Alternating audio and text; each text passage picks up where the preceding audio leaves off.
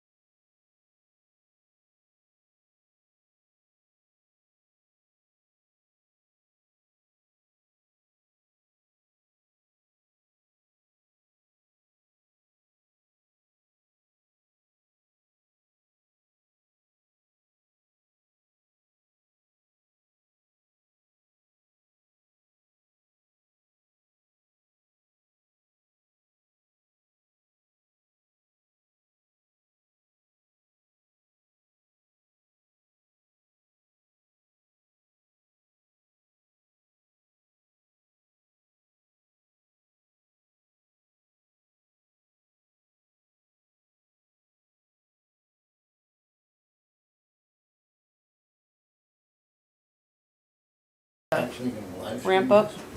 I keep forgetting you're doing this. You know, in the old days, these workshops were, A little open. they were in a little room so nobody could get in.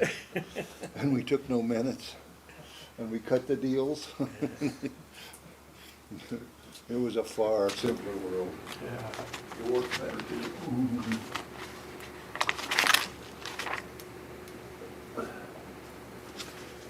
Used to say I didn't come prepared. That's before the audit, when we did things like that. Was the audit that caused all that? Hey, Brandon. Where do Yep. you want me to sit? They say What's that? damn Yeah, Purcell- we did that when I first got on too. Yeah. The Management Audit Committee, you can thank for that. They decided the old ways of Purcell were not the way to do it. Or Steve, if you want to sit here, I can. We did invite the press. We invited the press and they came for about 2 or 3 meetings of our workshop and then they quit coming, they got bored.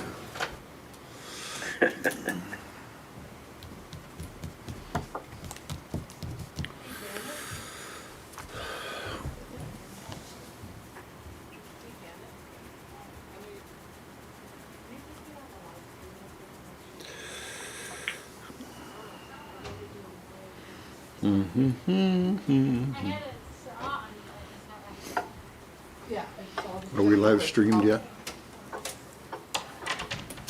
I don't know. She's Are gonna we? check and see, make sure. Oh. We probably are. That'd be funny. Are you using a cuss word with one of the?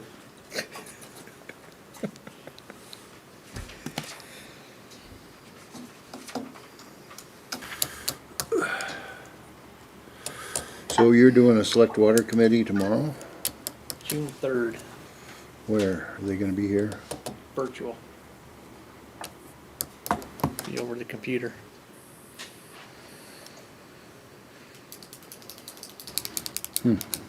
That may change now that with the governor's most recent announcement, 25 people. We'll see. Not working. If we have 26, I'll go home. We would have to decide who were the most important 25. I'd volunteer to leave. Me too. Is everybody getting through this okay? Are you as bored as Doing fine. I'm bored. Can't even get to a bar. That's killing me. Okay, I think we got everybody. I think we're up and running. Am I doing the roll call I or? will.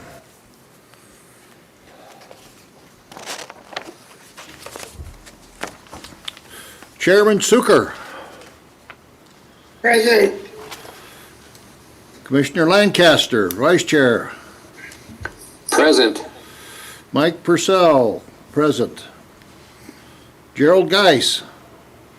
Here. Clinton Glick. Here. Ron Cayley.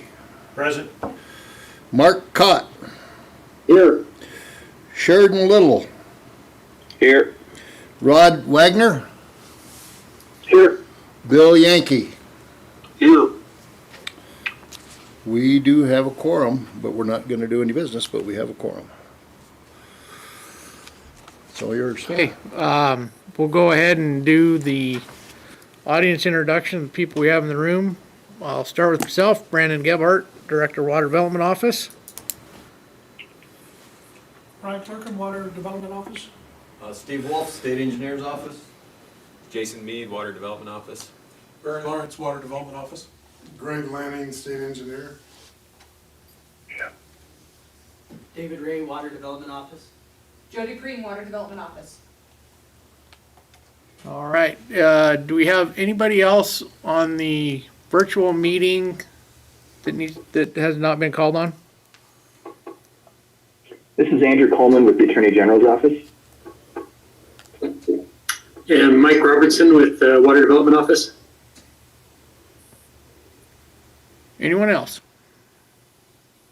I don't believe so. All right, well, thank you guys. Thanks everybody. I would like to first start off with introducing David Ray. He is our new fiscal officer. He's been with us for a couple months now. Drinking through a fire hose, but he's picking it up very quickly. And he is a big asset to us, and we're really happy that he's here.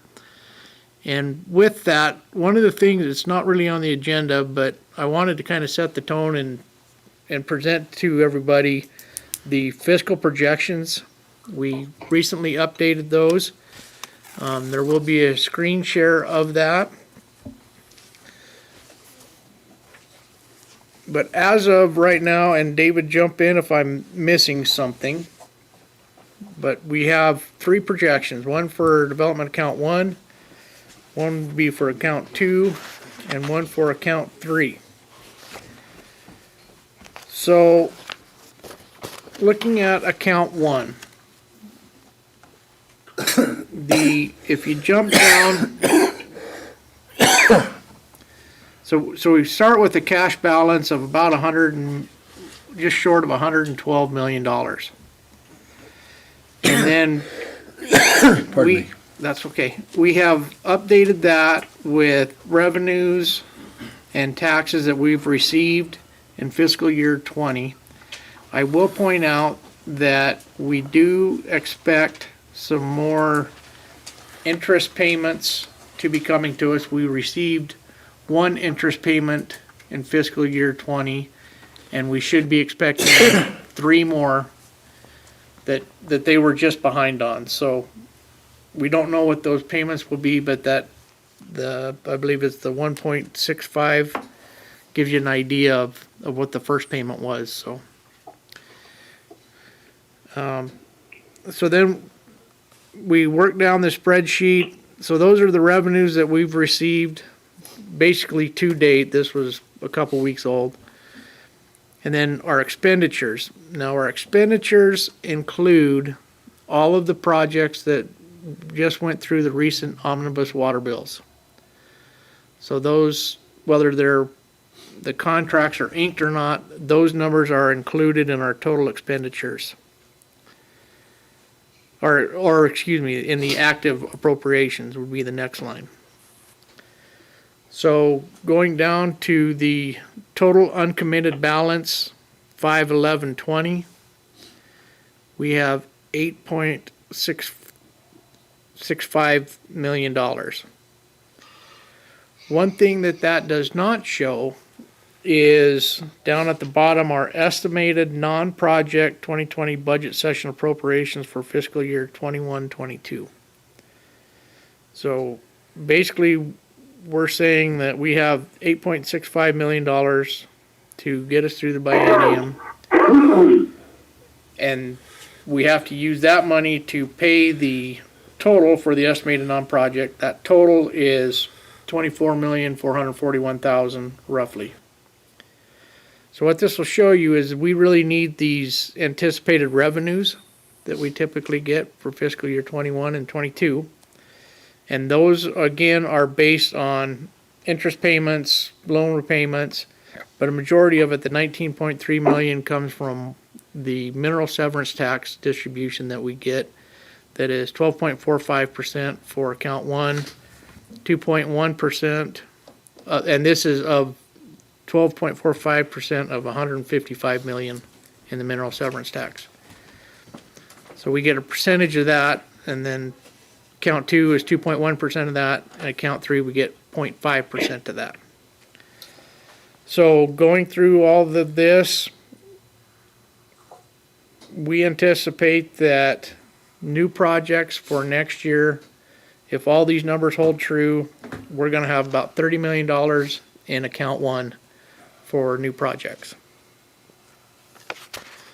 The next page is account 2, and you will see that we're quite a bit slimmer on that one. We're estimating we'll have a little over $4 million for new projects.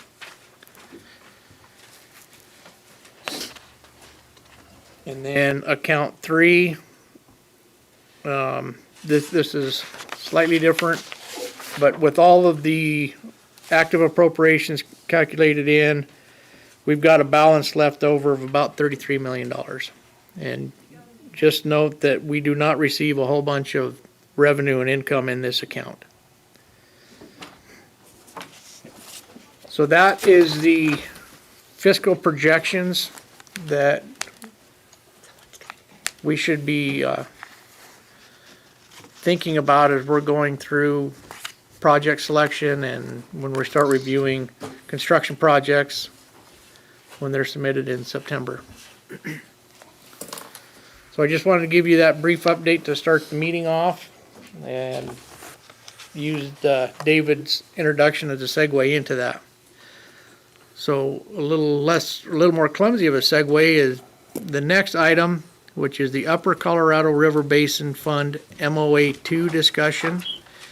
And Steve Wolf from the State Engineer's Office is here to present us an update on what that is. Excuse me, can I go back? Absolutely. Before we get down the road too far in September,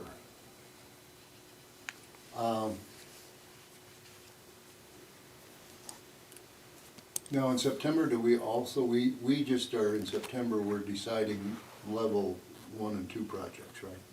Or are we doing 3 as well? So level 3 applications come in September.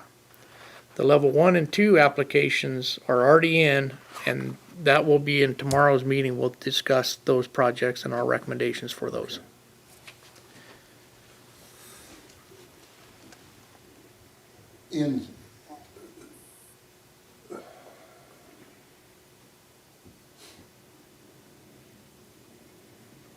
I'm just worried that, okay, we're looking at 1 and 2 without really understanding what's gonna be happening in 3 when we're cutting the pie for the level 1 and 2 projects. But I guess there's no really way around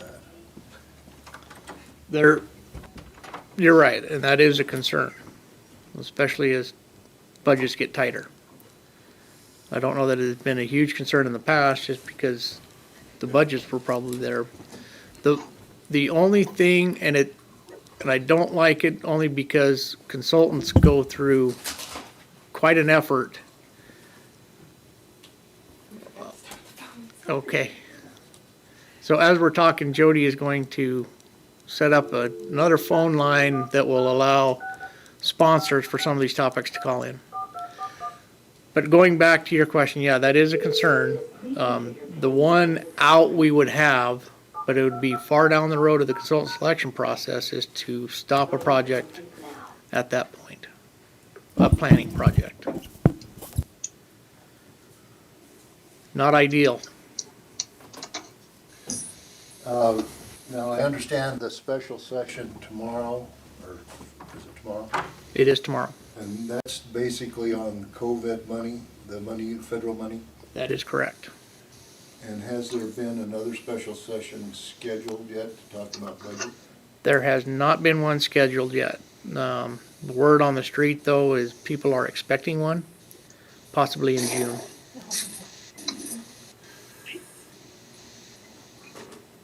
Thank you. Any other questions on the financial projections? This is Kellen. Are you hearing me? We are, Loud Kellen. and clear.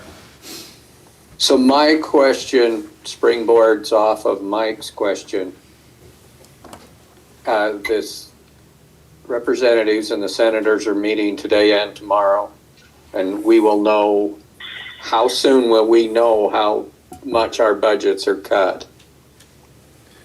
We won't know that unless they have a special session, Okay. and then even if it happens at that point.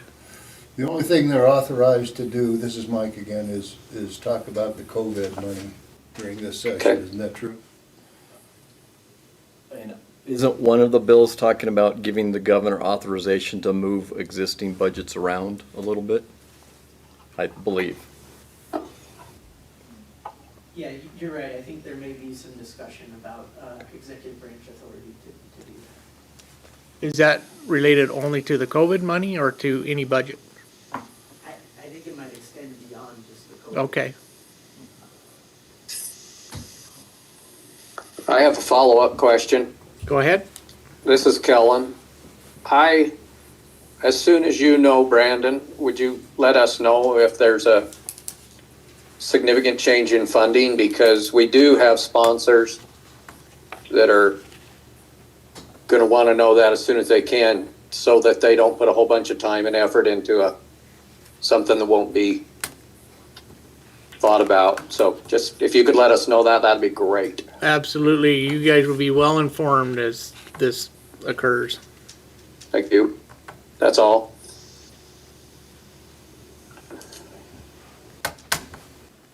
Any other questions? Okay. Well, this is a 2-year budget that we're working on for 2002 and 2021, isn't it? Yes, that is correct. And this is the budget that just went through the past legislative season. So right now, the budget that we're presenting here is what we anticipate for the next 2 years. In order I just wanted to make that clear that this is a 2-year deal, not just one. That is correct. So I think you can see that money's tight even without any movement of funds. That's the point.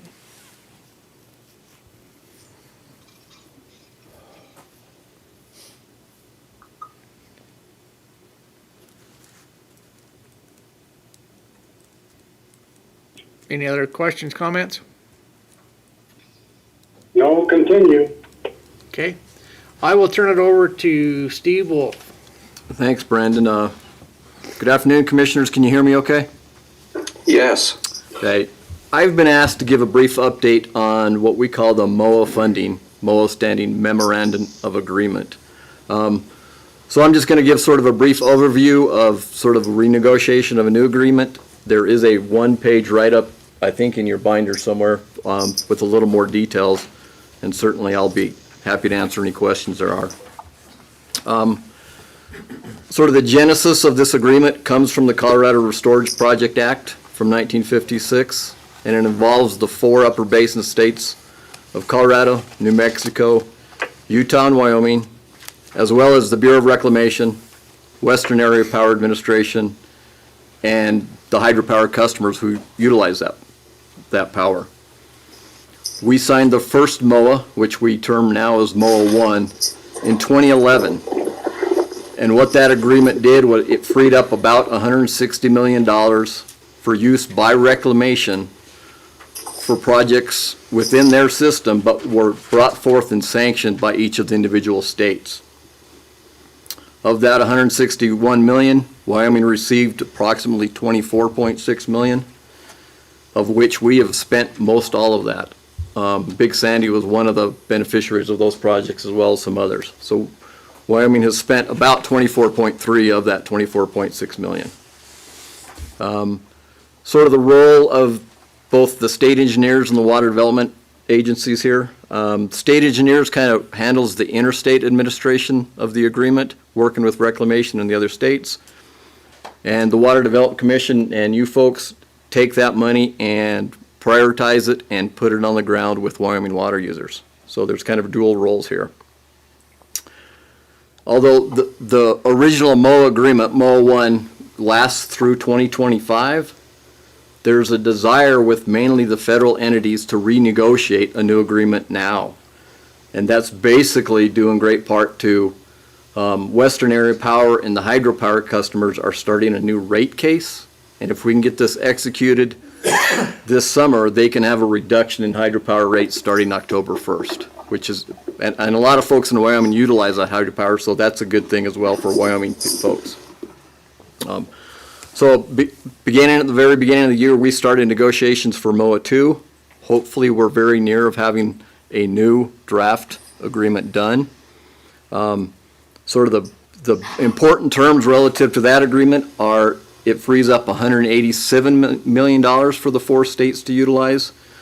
Of that, Wyoming would get just over $29 million to use from the period 2021 through 2037 for water use projects. So there's an additional $29 million that will become available if this thing goes through. A lot of the interactions, there were some issues with the MOA 1 about how we interact with reclamation. The new agreement hopefully will solve many of those. At least that's the hope. That's where a lot of the discussion has been.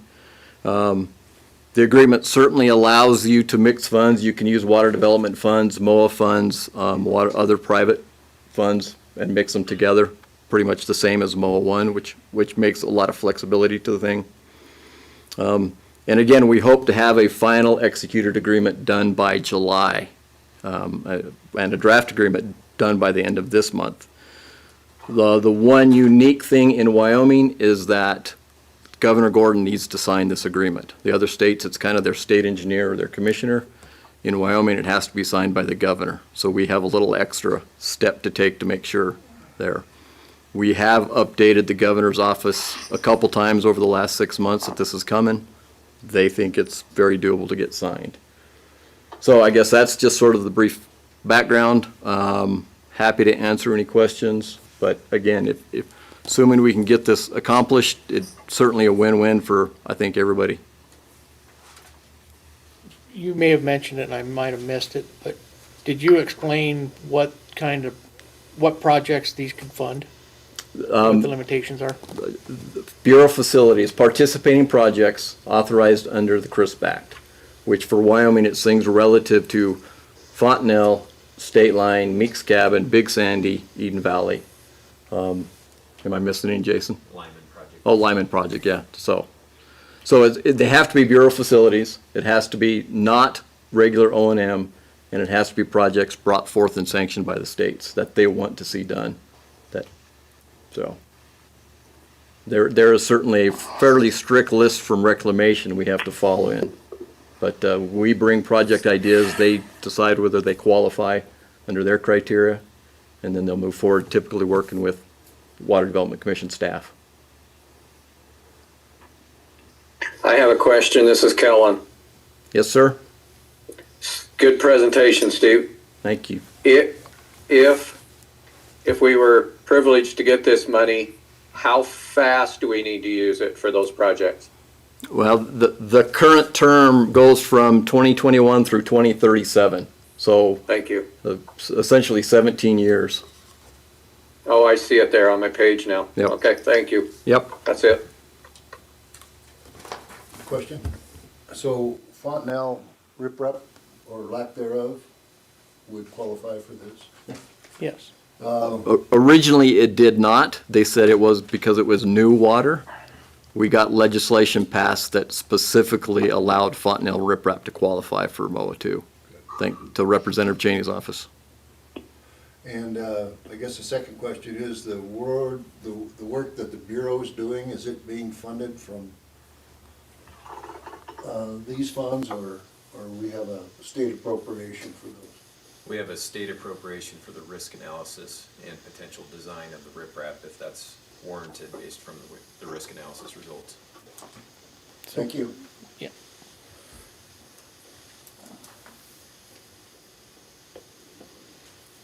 Any other questions?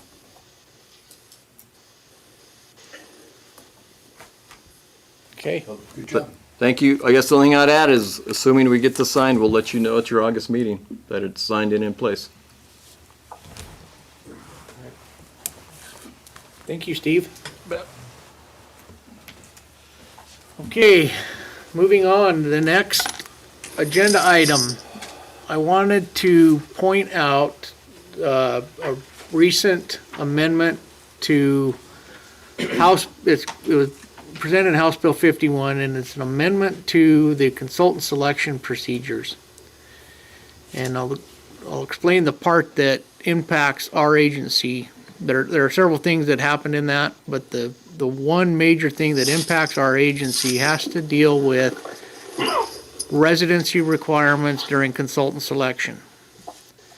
Currently, the program is that if 3 qualified resident firms submit, then we are not allowed to look at a non-resident firm.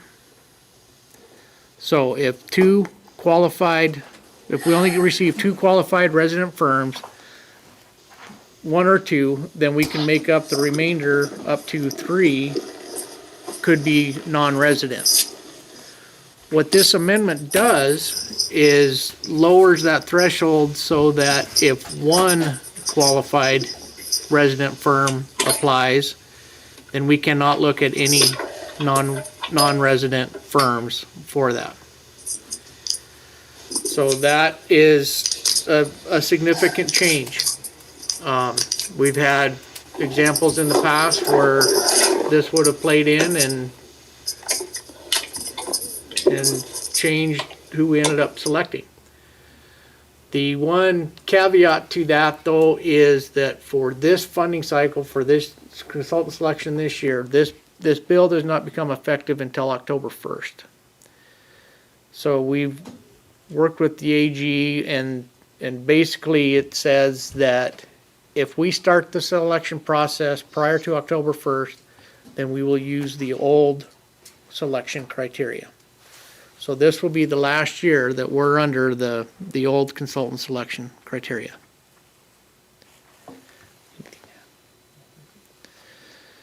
So I just wanted to point that out, and that is something that we'll need to change in the future, how we do our consultant selection. Any questions on that? Yeah, Larry with a question. Go ahead.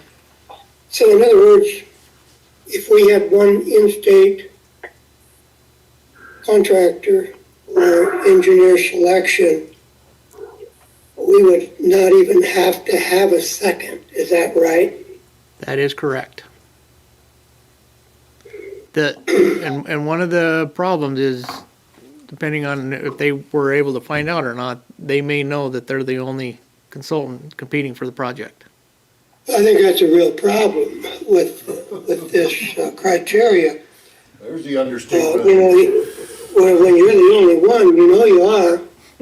I've been in that state before. Then it's maybe a little bit of an adder in some cases. I'm not accusing anybody of it, but I have probably been in that situation before. So I don't know. I really don't. Well, I really don't think that was a good selection or a good thing to do. But anyway, it's done. We have no ground rules about it, so we'll just go on and live with it again. I have a follow-up question. Can somebody tell me what is the limit for sub-consultant fees? Is there a limit that 50% of the work has to be done by the prime? There is, and I don't know those off the top of my head, but it depends on the dollar value of the contract. And I believe that for a majority of the projects that we do, Barry, do you remember, is it 40% could be subcontracted? I don't remember what that is, but yes, there is a limit. And I assume that's statute? Yes. Well, it will be. Brandon, this is Andrew. Thanks, Andrew. Thresholds that we're under the existing rules, so the ones that will use this funding cycle, those thresholds do change with the new legislation. So that will be something we'll have to factor in as we're working with the new stuff. It's generally easier because the thresholds went down. It requires a smaller percentage for more projects, so it's easier to qualify as a resident. And hopefully that will help offset the stricter requirements of going with the single qualified resident. Because there hopefully will be more residents competing. Andrew, this is Brandon. Is it 50% of the work has to be done by the prime or the resident engineer, or is there a percentage breakout? I think it's all lumped together, consultants or subs as well as the main engineer. So what you're saying then is, irregardless of who a individual works for on a consultant team, if they're in state, that counts towards their percentage? Yes. Yeah. So I think you get credit for whoever your sub consultants are, and it's the whole lump package that has to perform the kind of total between the prime and the subs, has to meet the statutory requirements. And the thresholds are, if you are an amount equal to 1.5 million or less, then you have to do at least 50% in the state. If you are between 1.5 million and 3 million, you have to do 40%. And if you're greater than a $3 million professional fees, then you have to only do 30%.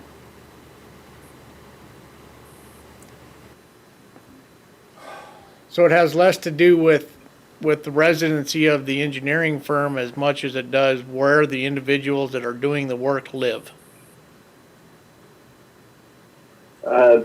Yes, and I'd say, I guess, the residency of the team, that all sort of gets mixed together. It has to be, the work has to be done in Wyoming by professionals who are employed and I think it says reside, but at least do their work and are employed in the state of Wyoming. Thank you. Mike Purcell, I don't want to speak bad of my former brethren, but there is some expertise that this state needs that is pretty limited in Wyoming. So they're kind of putting us in a vice. There's certain kind of dams, geotechnical work. I think what we need to do is encourage the in-state firms to apply and put together a team that we would deem qualified using the percentages. So I hate to think we will be in a position where we have just one. I don't understand why this came about, but it's not a good way to do business. In the old days, they were on our fannies to save money.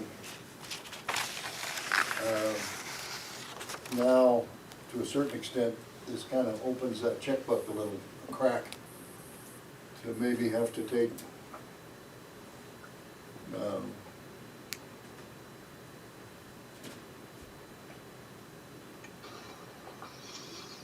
consultants without competition. And it's going to put a burden on the staff to negotiate. But I think we can do that because they know as good as anybody what in fact these tasks normally cost. But, you know, having been a consultant, there's lots of times when you're doing your budget, you move money around where you want to get paid first. And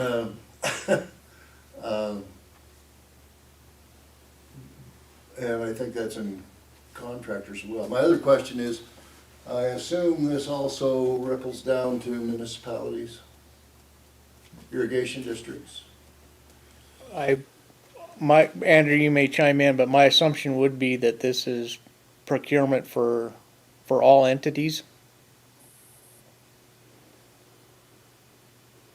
That is a good question. I will take a look at that as we're going on with the meeting. I cannot remember if it's specific to state agencies or if it also applies to other entities. I think that's really important on level 3 type projects, that we do need more competition, just given the dollar value involved. So I hope they've allowed some more flexibilities for our sponsors. I have a comment. This is Kellen. Go ahead, Kellen. Thank you. So we are going to count on the staff as we have in the past, to help us get an engineer's estimate, so that if we do have a price come in that's too much, then we can reject.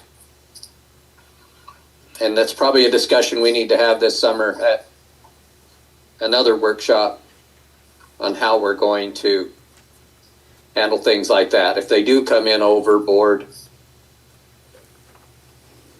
we need help knowing if it's fair. That's all I have. Thank you. Yeah, you can negotiate first, and then if the staff thinks they're not being reasonable, we can reject, can't we? Yes.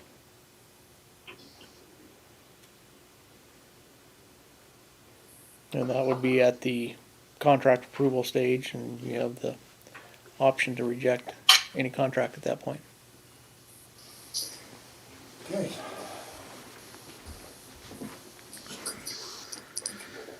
Okay, any other questions on consultant selection procedures?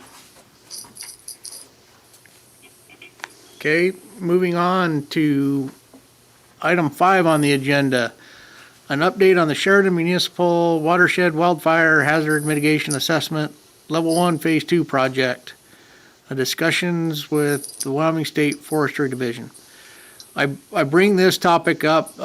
This is a topic that I'll have to present to Select Water Committee. This was something that I was asked during the legislative season. If you remember, they cut this project from our recommendation, and they asked that the WDO staff work with the state forestry staff to see if there are efficiencies that could be done when we're performing these types of studies, and also to see if the state forestry division can do these in-house. Several of us met with Bill Crasper a couple months ago, the state forester. With COVID and all of his duties, he hasn't been able to dedicate a whole lot of time, but we did get a response from him recently that as far as being able to perform the work, he feels that, yes, that can be done within the forestry division.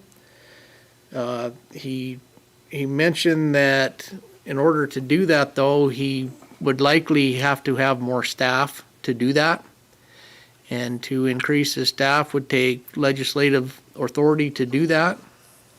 So giving the budget concerns right now, he's not real optimistic that they're going to increase his staff.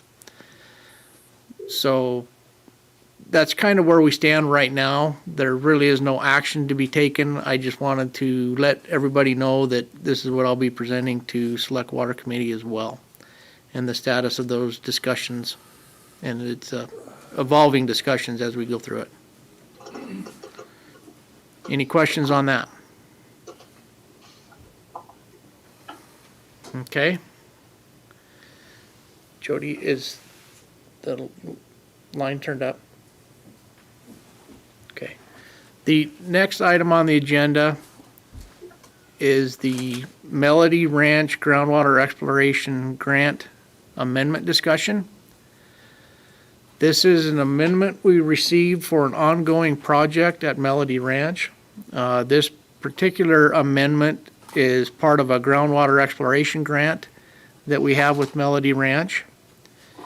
It is in the notebook, and you will see that the director's recommendation was do not fund. The main reason for that recommendation is the proposal that came to us was to drill a deep well in very near proximity to an existing well, an existing private well.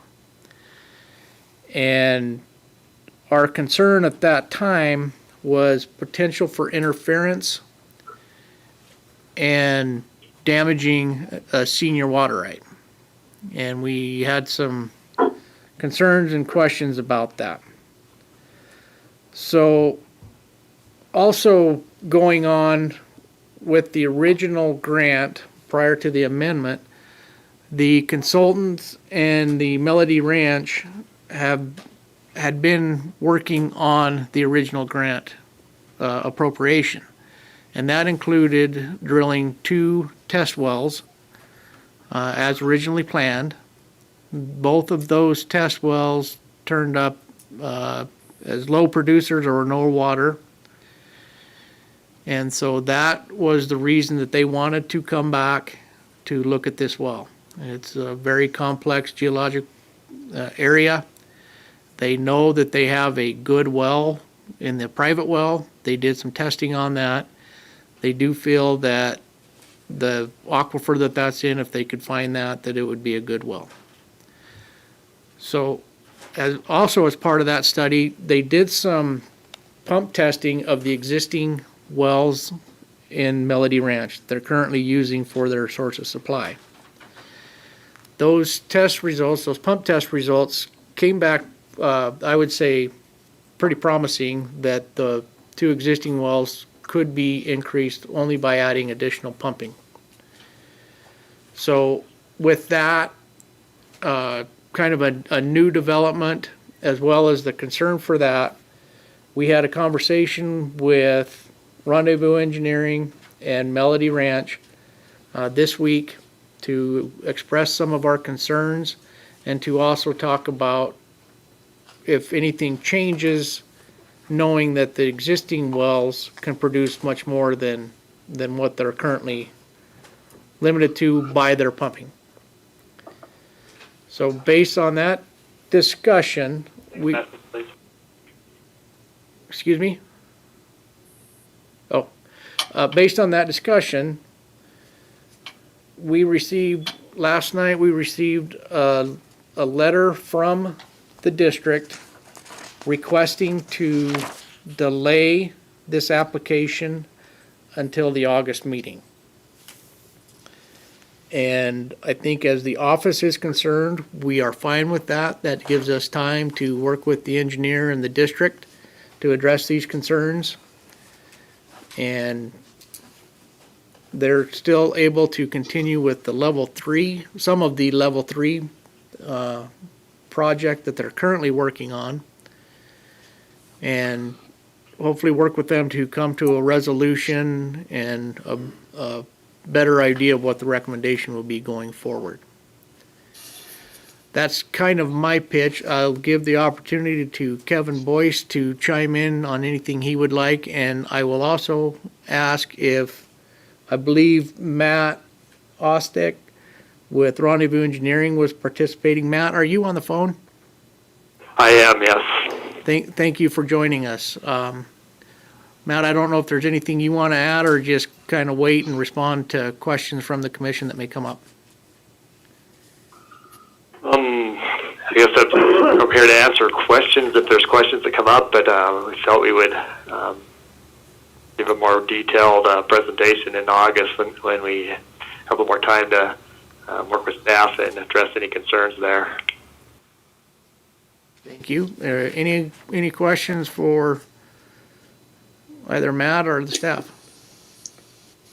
I have a question. This is Kellen. I have a question. Okay. Go ahead, Kellen. Matt, I'd like to run up to Jackson and look at this before the August meeting. Will you send me an email and we'll go forward from there? Yeah, I'd be happy to do that, sure. Thank you.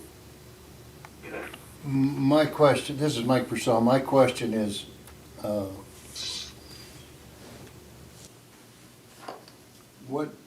much water are you trying to achieve? And how much do you have now? Right now, there's 2 wells that produce about 400 gallons per minute, slightly less than that. Each or total? Each. And we're trying to add a 3rd well to meet our peak demands with 1 well out of service. And with the pump testing we did, it looks like we can increase the pumps in the existing wells from 700 to 800 gallons per minute, which comes pretty close to meeting our max day demands. But we're just right on the line there. The well we're targeting is in a deeper aquifer.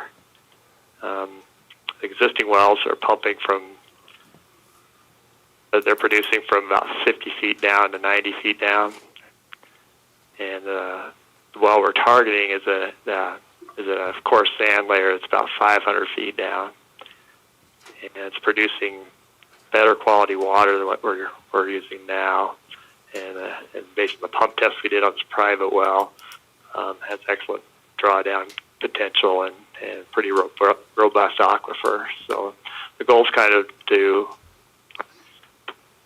construct this third well, and it's kind of almost an independent aquifer, even though it's right nearby, with better quality water, and then it alleviates concerns if there's ever contamination with the two shallow wells that they're presently using. They would have a good kind of redundant source as a backup. Follow up, if I might. How far is the new well from the private well? The new well, we were hoping to drill within 75 to 100 feet of the private well. That would be it's an exploratory well to verify the formation. What's the permitted capacity of the private well? Right now it's 200 gallons per minute. It has very little drawdown. How much are they using? Not to say they would exceed their permitted amount. They're probably using less than that. It's just serving a ranch headquarters, so the demand varies. They do have some irrigation that they're supplying with that well. But the ranch headquarters probably doesn't use very much water, but their irrigation demands are higher. Thank you. Yeah. Matt, this is Brandon. Can I just clarify one thing to just make sure I understood the conversation the other day correctly? The most recent pump test results, the 700 gallons a minute is for each well, or is that the combined? It's for each well. Okay, thank you. And the current wells they're only about 100 feet apart themselves. So you would be going from 800 gallons a minute to 1,400 gallons a minute? Yes. How big is this subdivision? It's about 400 homes. What are they doing for storage? They have tanks? They have a 300,000 gallon water storage tank.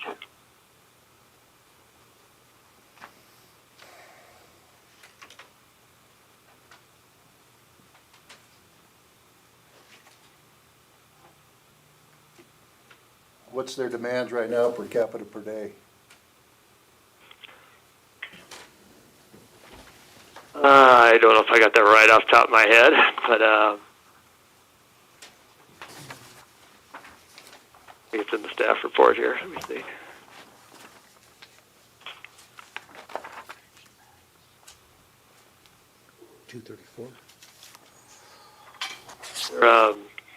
Peak irrigation use is up there. So.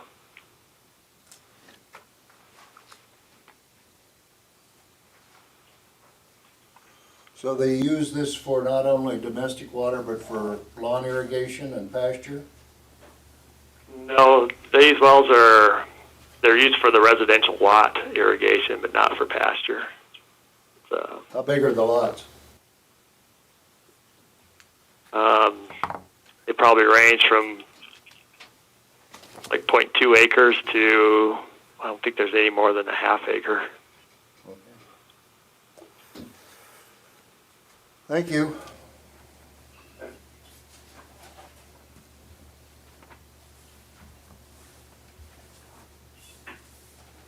Any other questions? Comments? So we would just move to table tomorrow, till August? Yeah, tomorrow we'll move to table it till August. Okay. Thank you, Matt. All right. right, thank you. Thank you, Matt. Appreciate it. Thanks, Matt. Okay. If there are no other comments or questions on that, we'll move on to the next topic, which is Lake Hattie Level 1 Planning Study application. So we discussed Lake Hattie at our meeting in March. I think if you remember correctly, there's several things going on with Lake Hattie, and right now it centers around a legal dispute between some of the landowners and the irrigation district in charge of operating the reservoir. Through the court proceedings, the most recent events that have happened since March were that the 10th District Court was asked to reconsider the ruling that limited the water elevation in the reservoir to a point that was well below the emergency spillway elevation. The 10th District Court chose not to rehear it, and it has since been sent back to District Court, which is where we are right now. The case is with the District Court, and the current condition is that the reservoir elevation is limited to an elevation of, I forget exactly, 7258, which is approximately 20 feet below the spillway elevation of the reservoir. What that equates to in volumes, the permitted capacity of the reservoir is approximately 95,000 with 30,000 dead storage. So if the reservoir was full, that leaves about 65,000 acre foot of usable storage in the reservoir. If it's full. If it's full. With this reduced elevation in place right now, the capacity of the reservoir is about 42,900, but 30,000 of that is dead storage. So that really only leaves about 12,900 acre feet available for delivery. Some of the conversations we've had with the district is, even though there's roughly 13,000 acre feet, they have big concerns about even being able to use any of that because of siltation in the outlet works and just the low head and getting water out of the outlet works. So it's a significant issue to the district. So the application that they've asked for is for us to evaluate a utilization study to determine working out something that they could be able to use much more of the reservoir than currently. As you'll see tomorrow, and our recommendation right now is to postpone this recommendation until our November meeting. The reason behind that is we would like to have the courts come to a final determination on really what it's going to be. So there's still some court proceedings going on that may change the result. There may be, and this is just an assumption, there may be the potential that something gets worked out between the district and the landowners that could change it. So going into a consultant selection right now with all these unknowns, it would be very tough to write a scope of services. But on the same hand, we don't want to slip a year in our funding cycle. So that's the reason we're asking to postpone this till November. And at that point, if you guys approve it, we would do a special consultant selection only for this project, and develop a scope and run the consultant selection concurrently with legislation so that we hit the same funding cycle and still be able to perform some sort of a project for the district. Barry? Yeah, and if we did that, we would have to estimate the budget to get a number in the omnibus bill, and it would it'd be our best guess. It'd be the old way of doing consultant selection, comparable to the old way. I will ask, is Jay Talbot or Cody Humphrey on the phone? Yes, we're both here. Thank you guys for attending. If there's anything you want to say, please do. Otherwise, maybe help answer some questions. I think we're good at this point. Did I describe the situation accurately? Yes. Okay. This is Mike, you ready for questions? Yes. This is Mike Purcell. When you do get up to the elevation of the emergency spillway, what are the impacts to these landowners that are bringing suit against you? Well, it's a complicated mess, as you can obviously gather. I don't even know where to start with this, except that the BLM has sold these lots without taking into account the height of the spillway. And so when they did that, they drew the lines too low so that in the past the homes were built too low, or the cabin sites. And so there's a couple of them that when we approach the spillway elevation, we've got some water issues. The landowners that sued us are basically trying to keep us from storing water on their property. And so we're basically asking you guys if you can study the situation, come up with some suggestions as to a seawall or riprap or a berm or something we haven't thought of, or maybe part of the reason we're with you is we're hoping that there's a way that by saying we have an application in with you and that you are willing to discuss and look at it, that gives us a leg up in mediation with these people as to, because we can truly not afford to do much of anything because we've spent our money on a lawsuit. So we're basically saying to them, we're trying to find some other sources of help, and that's why we're with you. Follow up, can your existing infrastructure operate at the reduced elevation? This is Cody. At the 7258, it's going to be really tough. It'll be wanting to silt in. Low velocities. Yeah, that's right. And also the way the water rights are, it's going to be hard to keep water in there very often at that level. Right now we try to keep it on the full end because we might go 3-4 years without being in appropriation. Do you still have a relationship with Wheatland for allowing you to store out of priority in good water years or where there might be a flood issue? Yeah, we've worked with Wheatland and get along pretty well.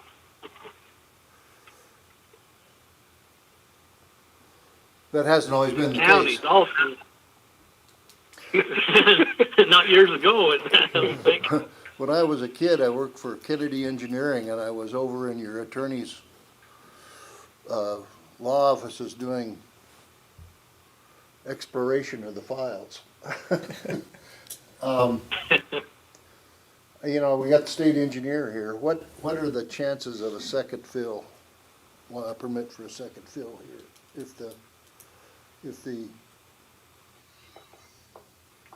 And I don't know if the hydrology would handle it, but. Well, I think that, Mike, this is Greg Lanning. I think that's what Cody's talking about in terms of the water rights, is that there's a good portion of that reservoir that became very junior in the 80s. And I think my guess is it'd be very slim to get a second fill. Probably have to go currently priority. Yeah. And you nailed it. I think Wheatland Irrigation District tends to, pay attention to that. And I don't even know if the hydrology would handle a second fill. Okay. So, given this discussion, Cody or Jay, did you guys mention that you're trying to use this potential funding to help negotiations with the landowner? Yeah, I mean, we think that might help if we could show that we were trying to figure a way to build a seawall or riprap or something to protect their property. We realized we both would have to be in agreement before you guys could fund it. But How long's the shoreline? no, Well, the entire shoreline's pretty significant. The part that we only have 13 of the cabin owners that are actually upset with us. So there's each one of them is probably 400 feet. yeah, I was going to say that none of them are in excess of 500 feet apiece. They're all small lots, as in, I don't think there's a lot there that's over an acre. I think they're all half acres or third acres, or, you know, it's not miles. How's that?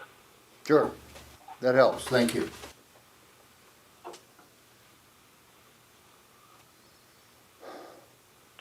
And there's probably only 3 structures that actually get wet that set full. One more, I'm sorry. Have you brought BLM to the table on this? Can anybody get BLM to the table on things? Yeah, your attorneys can. We've tried, yes. Your attorneys we've can- tried. Your attorneys can bring them in for questions. Yeah, we haven't been in any meetings with BLM, though. But it's pretty well documented that they did what they did. On the, Yeah, it's been shown in court. Yeah. Okay, I'll shut up now.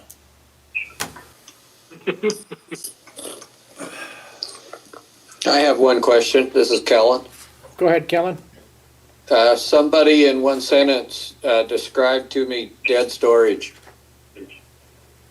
Well, Dead- you can't get out of the reservoir. Yeah, dead storage is below the elevation of your outlet pipe that cannot get out or permitted. And generally about, most of it is filled with silt. Thank you. Question number 2. Yes. What is it meant by second fill? We'll let the state engineer handle it. I wasn't gonna try. I think I know, but I'm dangerous. You're allowed one fill in priority per year, generally speaking. A second fill may be allowed if there aren't, if the stream or the source is not in regulation and the water is available. Thank you. Good definitions.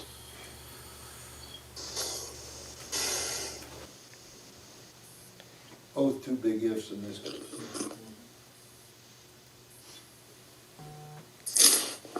Any other questions?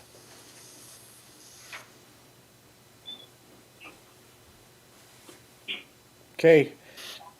Jay and Cody, thank you for participating. You bet. Thank you. Thanks for having us.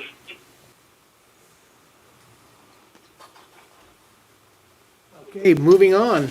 Next topic. The Pearl Irrigation District Dam Rehabilitation Update. We've been working with the consultants and we have, I believe, developed the agreeable scope of work. We are in the process of drafting the amendment to the contract. In fact, that is probably on my desk for review or very nearly. So that is very close. If you will remember, in March, the commission authorized the office to finish that negotiation and go ahead and enter into the agreement when it is done and everybody's agreed to. So just an update that we are very near that, and I would think within the week that we will be initiating that contract and getting the work going on that as well.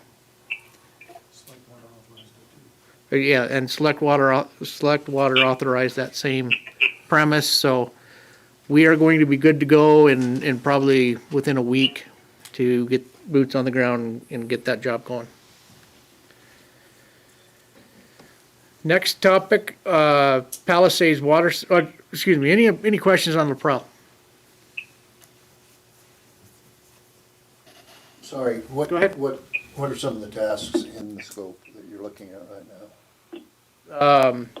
So part of it is geotechnical, there's an alternatives analysis.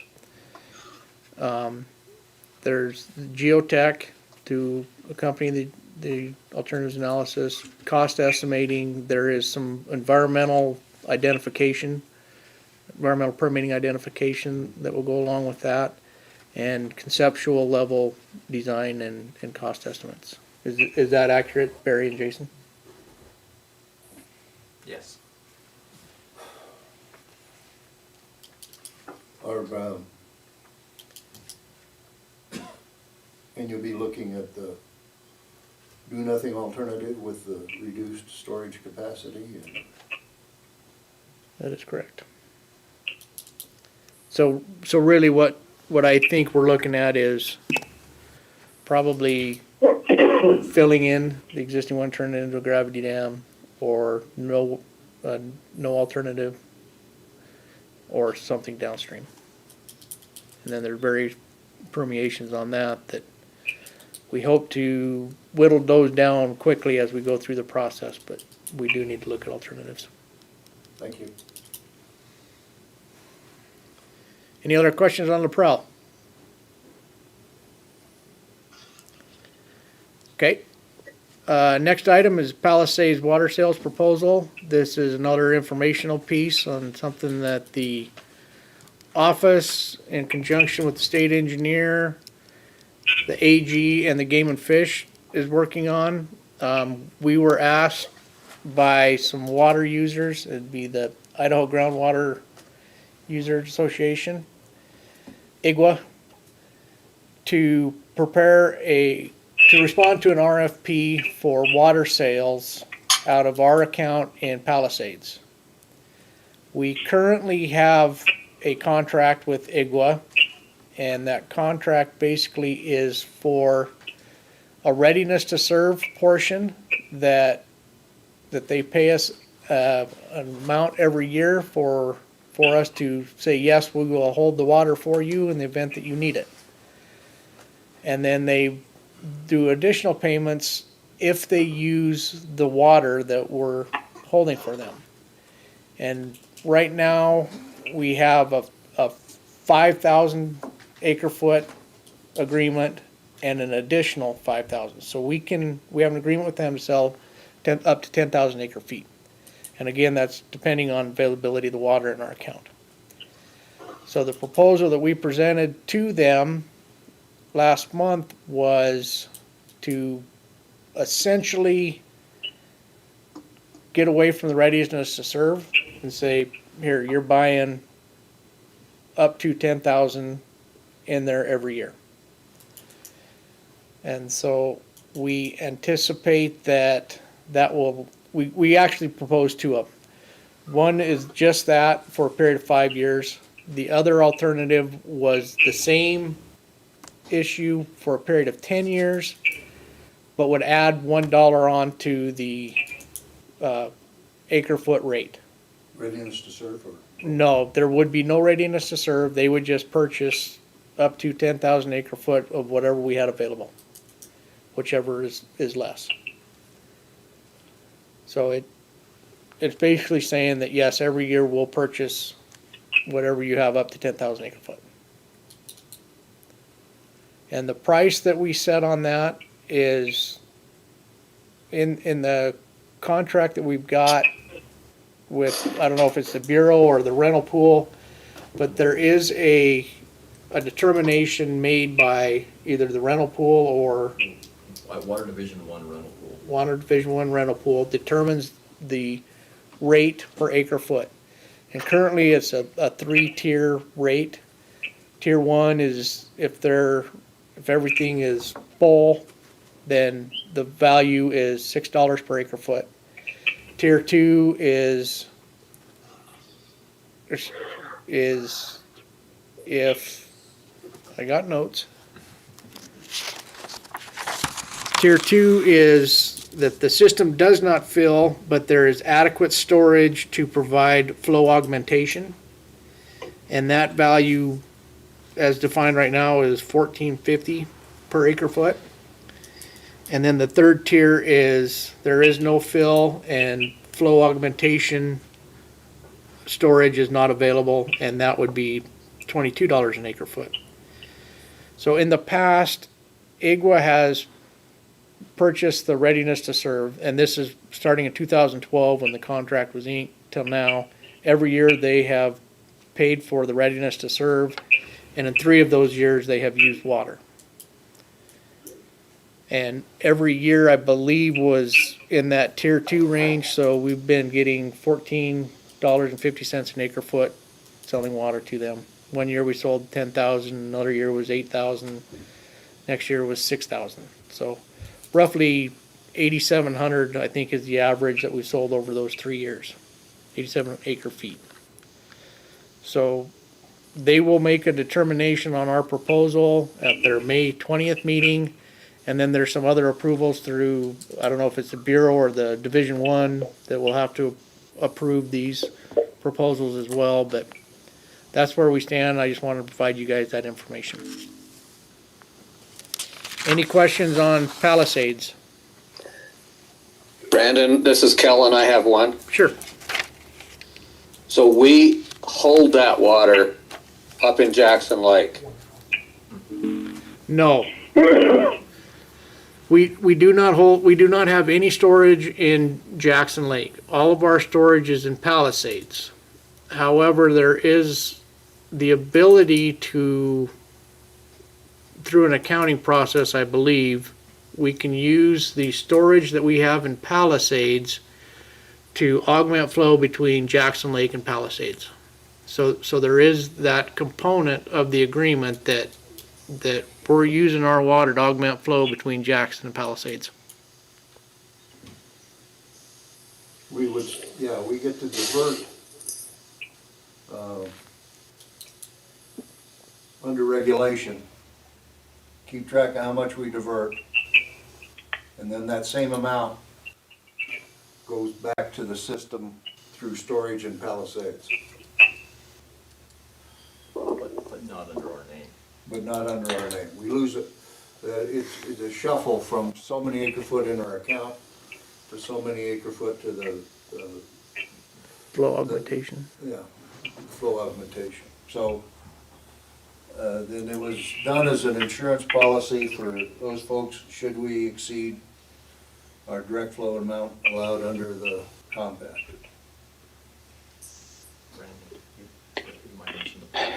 Thank you. I'll ask more questions when we're all together about that one because there's only a small portion of Palisades in Wyoming, and I think I understand that's our water sitting there, even though it's sitting in another state. Very good. That is correct. And I'd also, Steve pointed out too, there are 3 priorities for the water that we hold in Palisades, and the first one is for flow augmentation. First one is for compact Water. Compact compliance. The second one then is for flow augmentation or Jackson Lake augmentation. And then the third one is for other uses, other beneficial uses. Thank you, Steve. Thank you. Good definitions. Okay. Question on Palisades? One more question. Absolutely. Does our revenue take care of our expenses? Currently, yes. That's good business. What is our entitlement? 2% natural flow? 4%, 4%. and we're currently using about 2. So we've never made a demand for Wyoming purposes since we bought this. But to use an additional 2, we had to secure the 33,000 acre feet. Okay.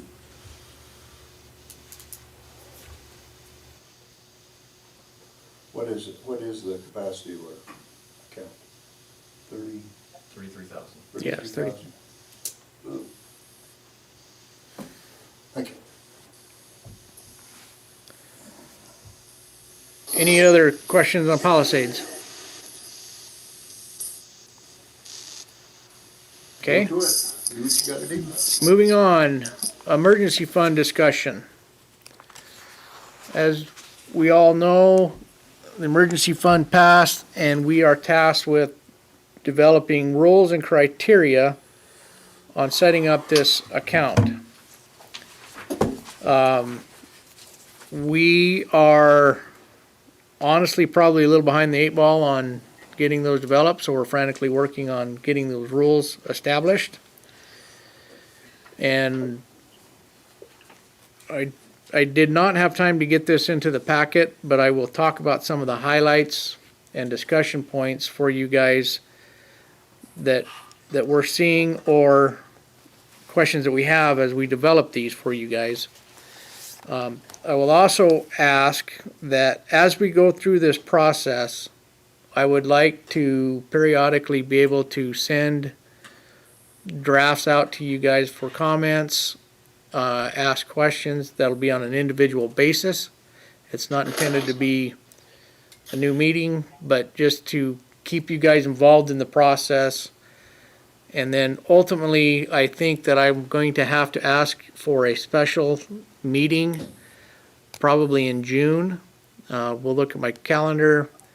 We've got some other questions out there, but I'm thinking maybe June 11th to request another commission, probably just a video call, that we would have to approve the rules and criteria that we develop. So we can discuss that more tomorrow at the end of the meeting when we're talking about upcoming meetings. I've been working with Andrew Coleman on this as well. So Andrew, if you wouldn't mind helping me through some of these high points and I think what we're trying to, some of the information we're trying to gather from the commission. But some of the overarching ones, we're trying to define, well, maybe not define, we've got to be careful to not redefine something that's in the law or the statute. So we can't minimize what the statute says, but we can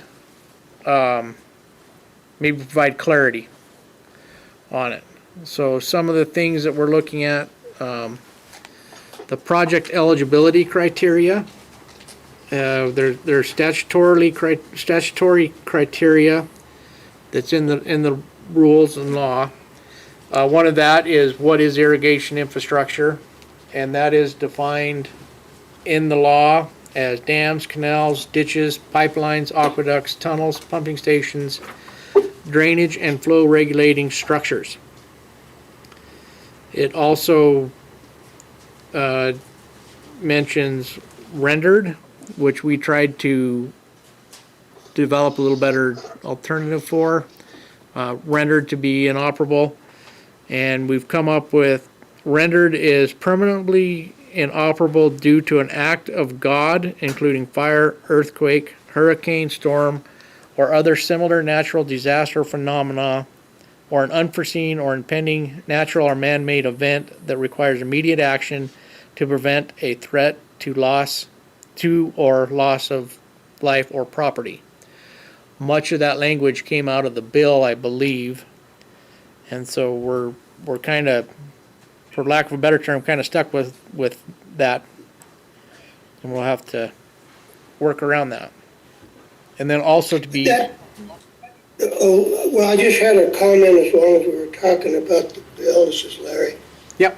I think it would be helpful if we had a copy of that bill if we could get that somehow.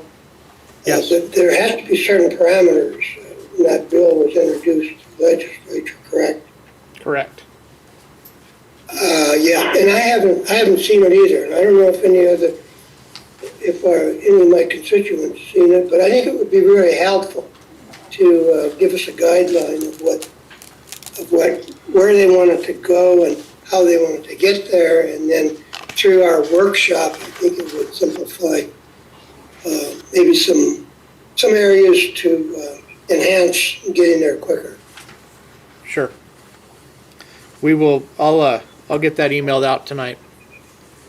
Thank you. And I might be able to email out the status of where we are right now. I was able to hand one out here locally, but this was last minute stuff, so I apologize for that.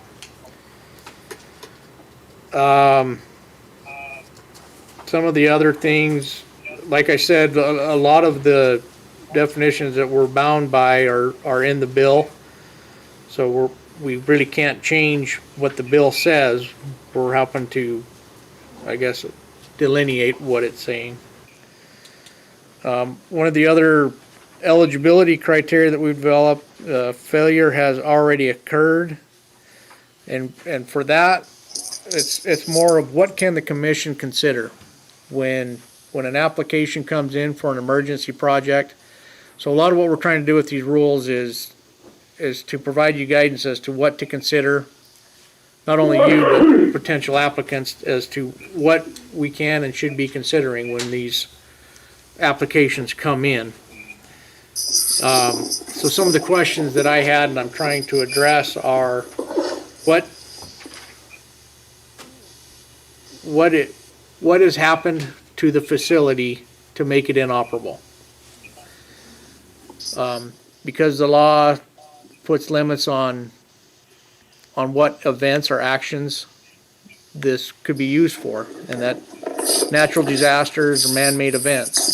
So trying to figure out what does that mean? How do we determine what that is? You know, one of the thoughts is that we don't want this to be a rehab account to fund deferred maintenance. This is an event that could not have, should not have been known about, that caused the failure or impending failure.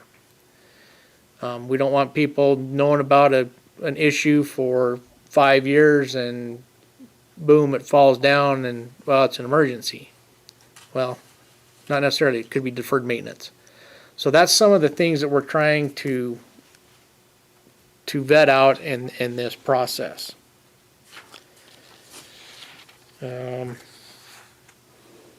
So with that in mind, we've developed a list of non-exclusive factors that the commission can consider in determining whether to fund a project or not. So we're developing that list. Andrew, jump in here. You and I had some discussions that we thought we would want the commission to weigh in on right now. Ask them some questions that could help us develop this before we send it back out to them for comments. Do you remember what those were, Andrew?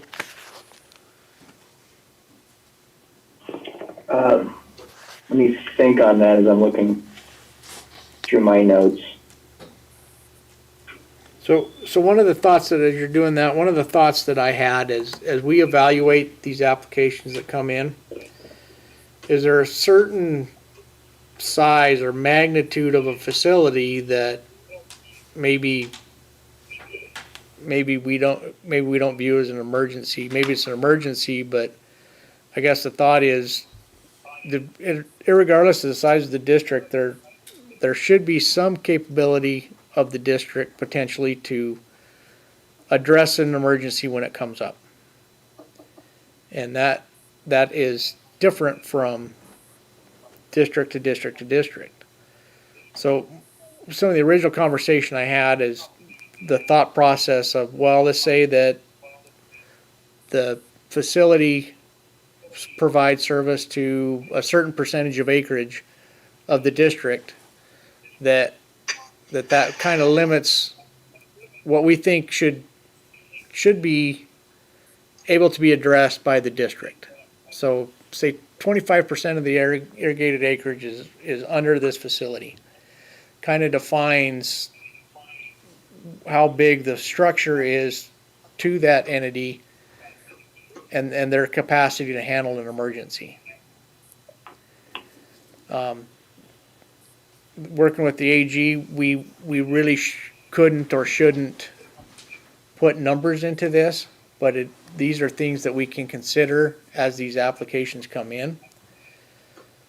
So an example of that is if a big irrigation district comes in and they have a 12-inch culvert that failed, is that an emergency?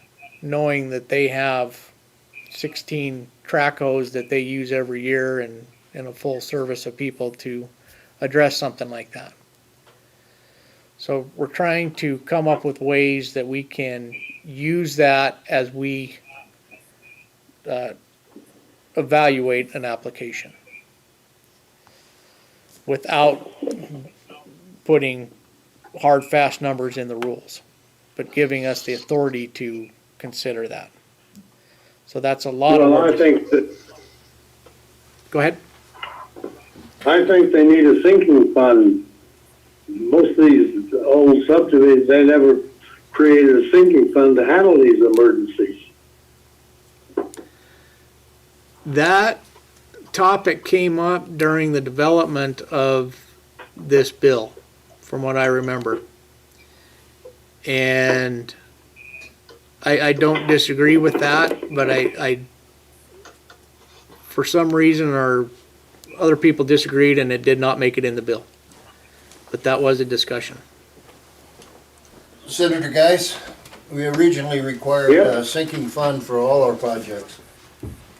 And the legislature, in all their eminent wisdom, deleted them. But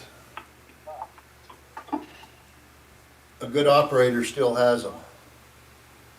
And I think we got to know how much they have as part of the application process. Yeah, you're correct. Just quickly, and scan the process. I thought this was going to be moving pretty fast.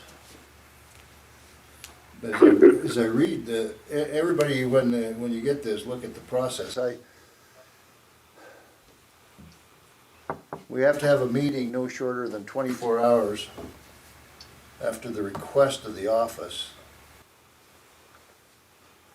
So I guess my thought on You this. have to do the public meeting process under the law. So my thought on the process is that the application is a very simple application. And they can fill that out in a matter of minutes. They send it to us, call us, however they do it. But really, this no shorter than 24 hours may be taken out. We have two options of a special meeting that we could do. And it kind of depends on the urgency of the situation. But we can have, help me here, Andrew, but within 8 hours, we can have a special meeting to make a temporary determination that yes, we're going to fund it. And then we can take that to SLIB. Go ahead, Andrew. Yeah, so if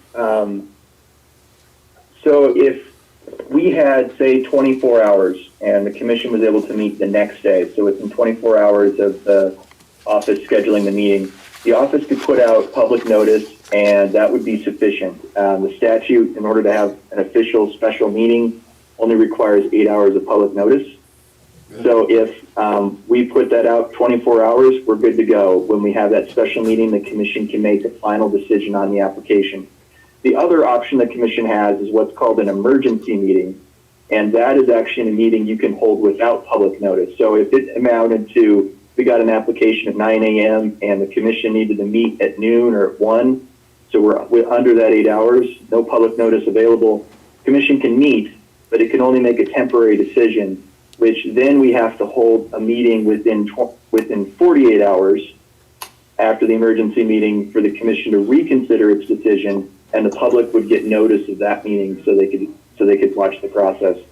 So if we do the emergency meeting, we actually have to have a second meeting after. But the good thing is it's only 8 hours of public notice required to have a special meeting where you can make a full final decision. And will SLIB be able to accommodate the timeline?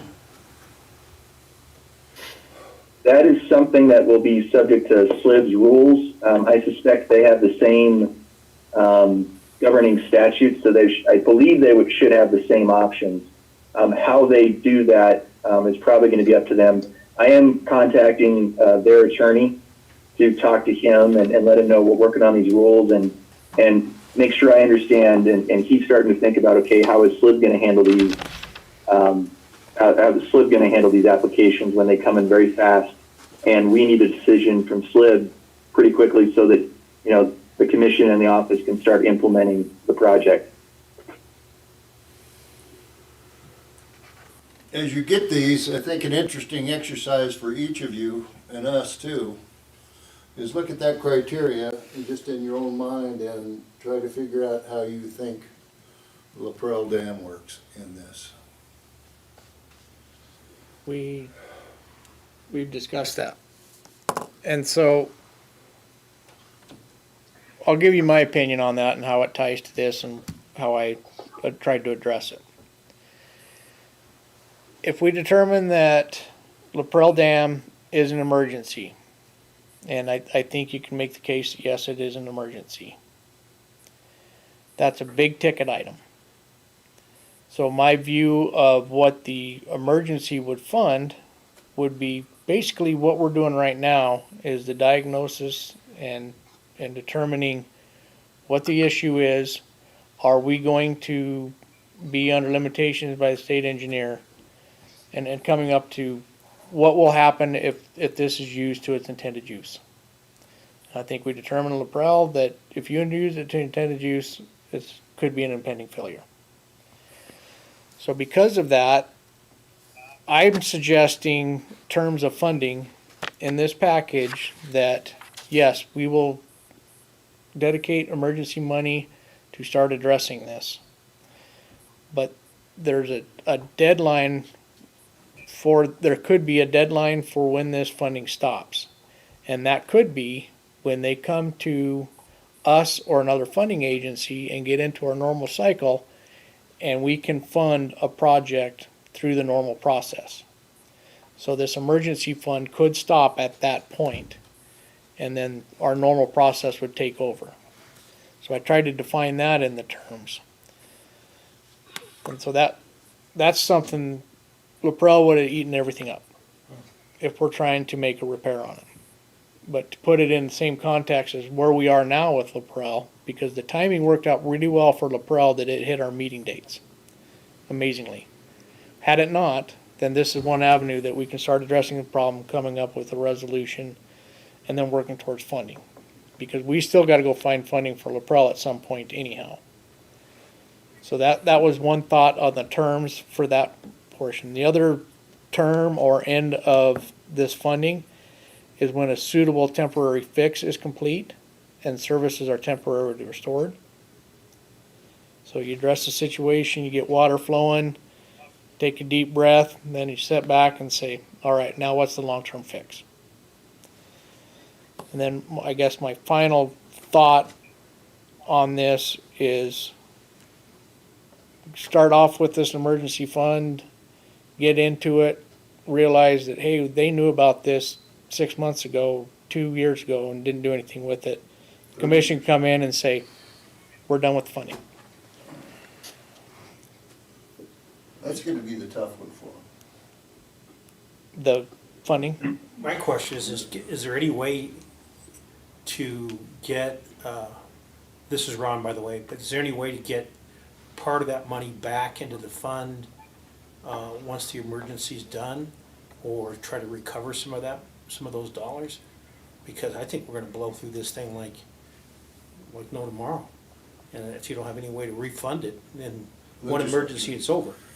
You know, Yeah. I don't know if there's a way, but if there's some way that you can you could at least go back to once the emergency is done and say, hey, can you start paying into the fund to try to recover the fund again? So the way the bill is set up, that 75% of whatever we determine eligible is grant, 25% is loan. So this is, So 25% is recoverable. 25% is. There's also, in the bill,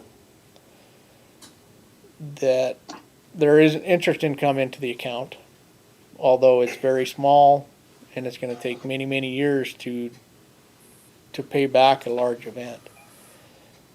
I think the thing that's, in fact, gonna happen is they're not gonna take the loan. They're gonna go to the Bureau, or if they're federally owned facilities, or maybe even back to SLIB, or, you know, I don't know. But typically, they're not gonna take the loan.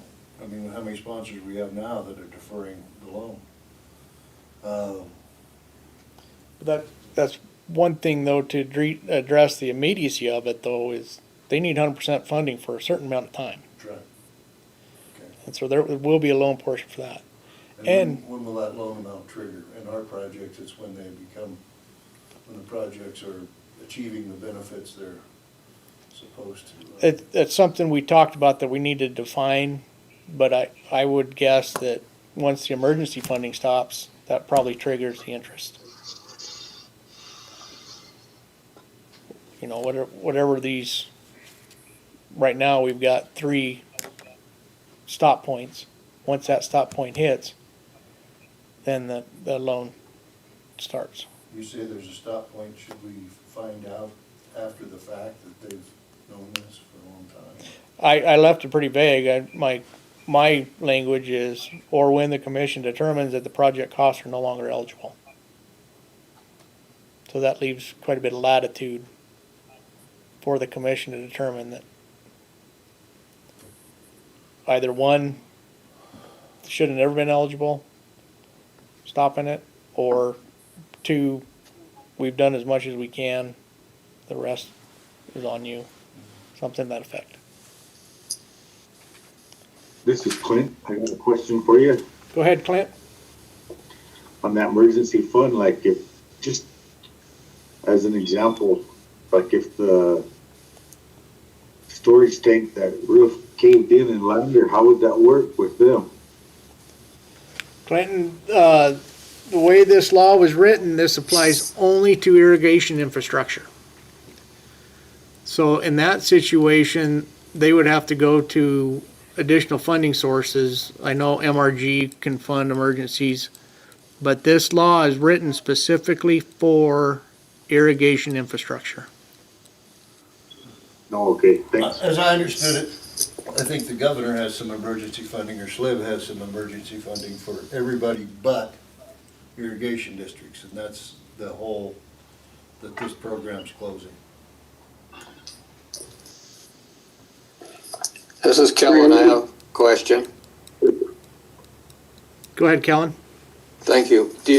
Are any of the states around us, do they have anything like this that we could take a quick look at? You ever heard of anybody else that has a emergency program? Have not heard, but we will investigate. Okay. Thank you. Thank you. Most likely candidate for. Brandon, this is Rod. Yeah, go ahead, Rod. I think you really need to, in your criteria, look about how the economic impact is to the area. When you looked at GID's deal, you know, we were looking at 53,000 acres and the impact to the community, and so I think that should be a part of the deal. Rod, I don't disagree at all with that, and that was kind of my thought of asking them when they inform us of the emergency is what are the impacts to their district with this failure? And Goshen's example would have been, well, it shut off water to 53,000 acres or whatever. Mm-hmm. But also to the community, if you have that amount of failure and you're not able to start those farms back up, you have grocery stores and fertilizer places and all kinds of things impacted if those businesses or if those farms go out of business. Yeah, Kind of like the 19 thing shutdown that shut the whole United States down.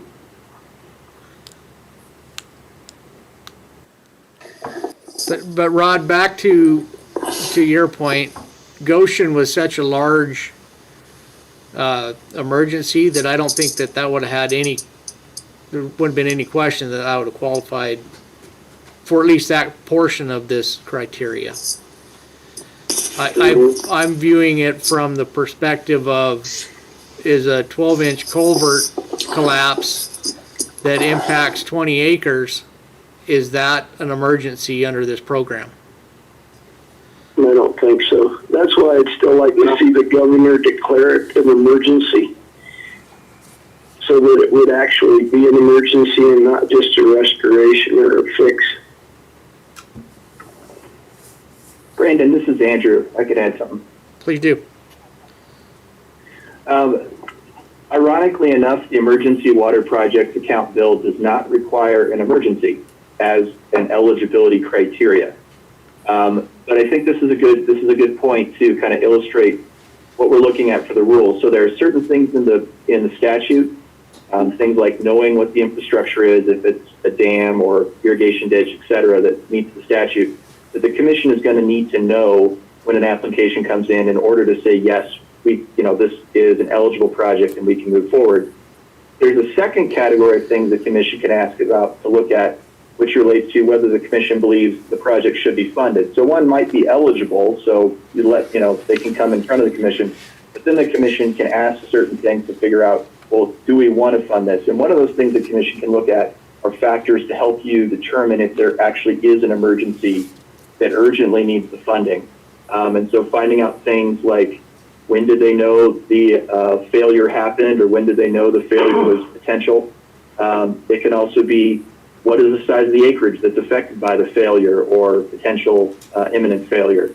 And in that situation, I think the way we will want to go with the rules is not to try and set a hard number or say something like the governor must declare an emergency before its project's eligible, because that's not in the statute.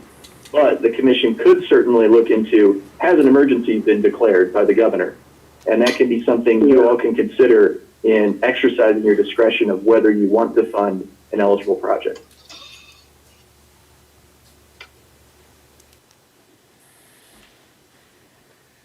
Thank you, Andrew.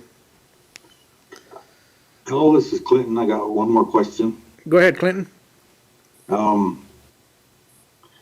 If this is like a diversion or something that was already funded to be upgraded and it did fail, as part of that funding, would it be available for like litigation against the engineers?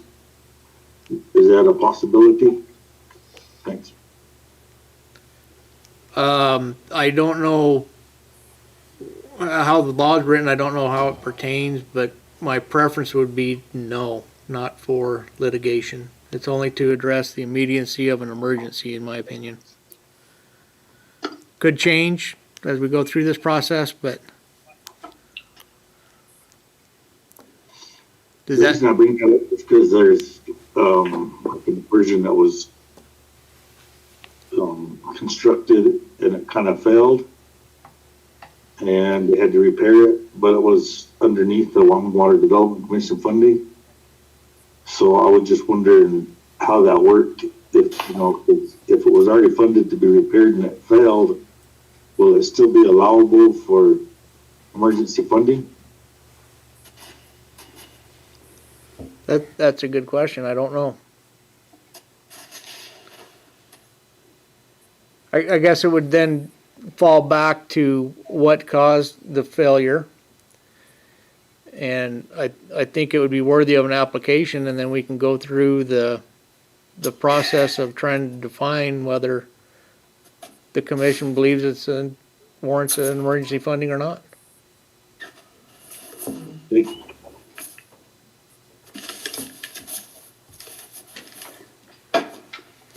This is Andrew. I'll just add that the legislation talks about a project has to consist solely of repair, replacement, or maintenance required for the infrastructure. So things like litigation to try and recover damages or anything like that probably goes outside of the statute. Thank you, Andrew. So I don't want to go line by line with where we are right now. What I would ask of you is, as we develop these, and we would welcome your participation in this. We will be sending you information and welcome your thoughts and comments as we develop this. Not only to inform you, but to help smooth the process out, because we're going to have to act on it sometime in June to give the AG time to review the emergency rules as well as the governor. So we're kind of under a short deadline, and I just want to keep you guys informed as we go through it.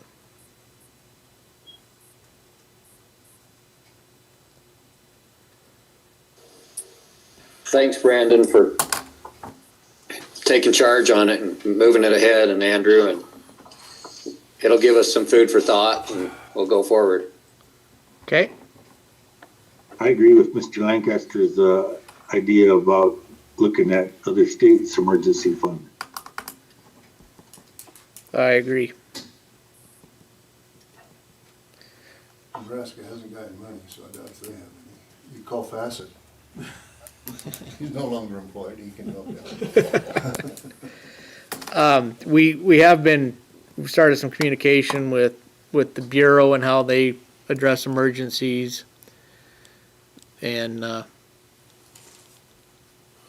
talked to, well, I get my interim topics mixed up, but we have worked with the Bureau and seen what some of their definitions are and how they're responding. So that's a good thought, to look at other states as well. Thank you. Who's the team putting this together? You and the governor's office and Andrew? Yep.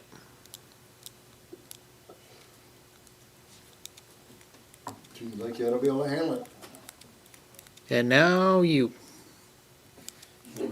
Us. Us. Collective us. Yes, by you I mean the commission. Okay, gentlemen, ladies and gentlemen, that is all I have, unless there are any other questions. I'm done. And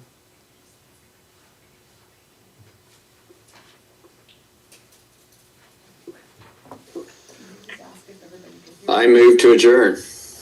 Do we want to, after we adjourn, do we want to talk about officers? Or should we just wait till tomorrow and wing it? Let's just wing it. Well, I'd like to talk about it because I'm the vice chair. All right. Well, let's adjourn, and then can we do that? We can adjourn. Well, we should. so gentlemen, I would ask that we adjourn the meeting, and we will turn off the live stream and have this conversation only be for the commission. Okay.